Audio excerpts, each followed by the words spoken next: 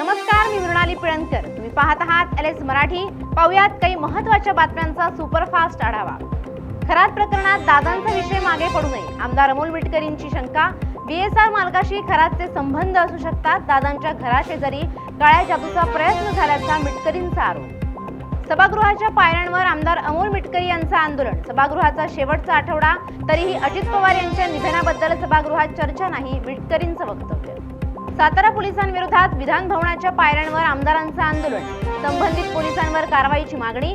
जिल्हा परिषद निवडणुकीत मंत्री शंभूराज देसाई आणि आमदार मकरंद पाटलांशी पोलिसांकडून धक्काबुक्की. गणेश नाईकांच्या घोषणेला शिंदेंच्या शिवसेनेचा पाठिंबा. कामगारांचं भलं होत असेल तर आम्ही पाठीशी, खासदार नरेश म्हस्केंकडून स्पष्ट. महापालिकेतील कंत्राटी कामगारांना कायमस्वरूपी करण्याची गणेश नाईकांची घोषणा. घरगुती गॅसचे नागरिकांनी प्रमाणापेक्षा जास्त साठा केल्यामुळे पुरवठ्यावर तुटपुंजा परिणाम.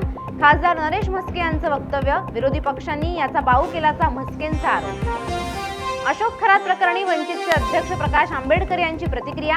खरात प्रकरण महाराष्ट्रातील एप्स्टीन फाईल्स नाही, अजून वेळ आहे. नाव न घेता आंबेडकरांची सत्ताधाऱ्यांवर टीका.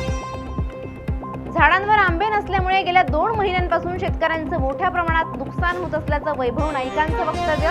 मुख्यमंत्री, उपमुख्यमंत्री आणि मंत्री सकारात्मकच नाहीत, नाईकांचा आरोप. शिरूर नगर परिषदेकडून मालमत्ता थकीत कराविरोधात धडक मोहीम. थकबाकीदारांच्या मालमत्तांवर सील.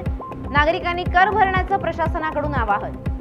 मुंबई महापालिकेच्या रस्त्यावर धनगर समाजाच्या वतीने आंदोलन. आंदोलनामुळे वाहतुकीवर परिणाम. आंदोलनकर्त्यांवर कारवाईचा पोलिसांचा इशारा.